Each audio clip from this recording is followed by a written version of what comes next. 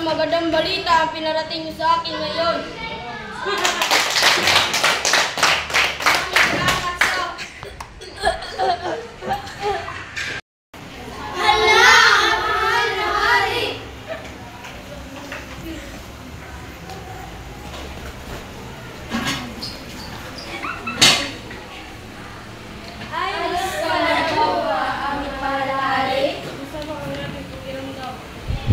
Sakit mo po, mahal na hari, ay bunga ng kapanaginipan.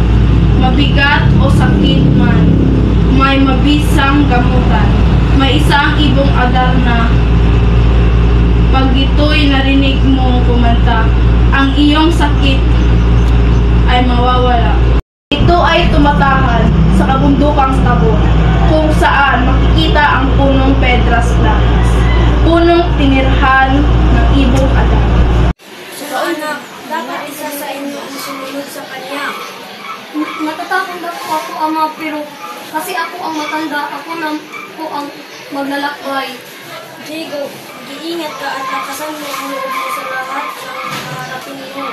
Sige po, Ama, sisikapin ko po ang aking paglalakbay.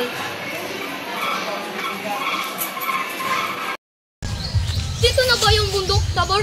Ayoko na dito! Nakakatakot!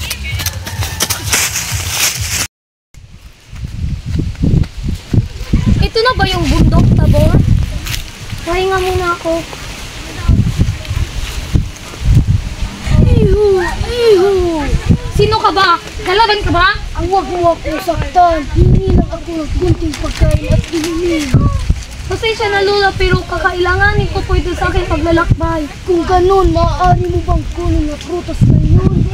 So, pasensya na po talaga, Lola. Nagmamadali na po ako. Sige na, iho. Gutom na ako. Pasensya na po, Lola. Mauna na ako. Andito na ako sa bundok Tabor. Kailangan kong mahanap ang Pedras Platas at ang ibong adar na upang mapagaling ang aking ama.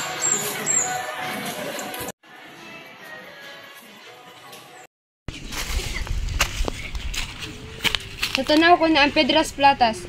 Napakaganda ng kapaligiran.